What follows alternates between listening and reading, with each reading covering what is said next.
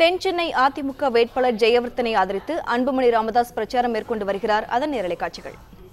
கோதாவரி காவிரி இணைப்பு திட்டம் மத்திய அரசு அறிவித்திருக்கிறது. 65,000 கோடி ரூபாய் செலவிலே கோதாவரி காவிரியை நாங்கள் இணைப்போம் என்று சொல்லியிருக்கின்றார்கள். கோதாவரி ஆறு தெலுங்கானா பகுதியில் மிகப்பெரிய ஒரு ஆறு. ஆண்டுதோறும் 3000 டிஎம்சி நீர் அதில் செல்லும். அதில் 1500 டிஎம்சி கடலில் செல்கிறது.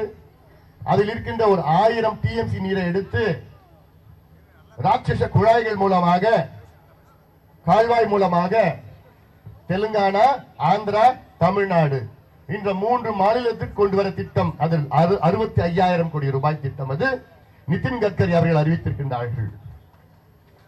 இந்த திட்டத்தின் கீழ் தமிழ்நாட்டிற்கு 200 டிஎம்சி நீர் கிடைக்கும். 200 டிஎம்சி. இப்போ நமக்கு கர்நாடகா காவிரி ஒப்பந்தத்தின்படி நமக்கு கொடுக்கின்ற நீர் 177.25 டிஎம்சி தான்.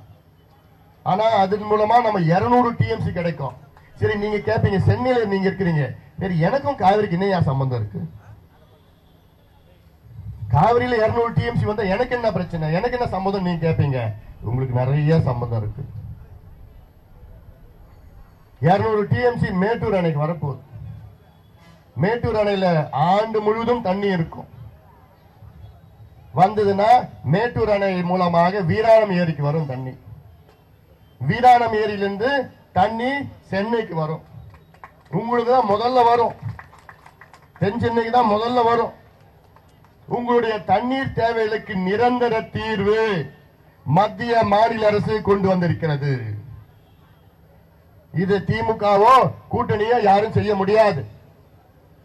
இப்படி பல திட்டங்கள் இந்த பகுதியின் வளர்ச்சிக்காக நாங்கள் கொண்டு வருவோம். அதனால் நீங்கள் எல்லோரும், என்னுடைய அருமை தம்பி அவர் மருத்துவர், நான் 2 பேரும் டாக்டர் தான். என்னோட கொஞ்சம் நல்ல டாக்டர், அதிகமா படிச்சிருக்கிறேன்.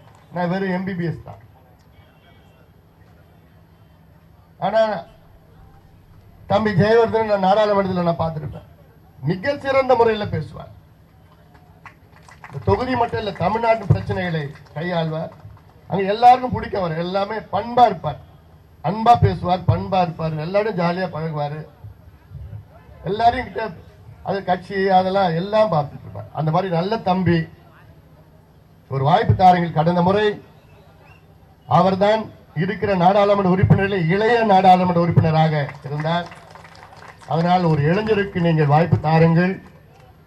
நிச்சயமாக நீங்கள் தருவீர்கள் என்று நான் நம்புகின்றேன்.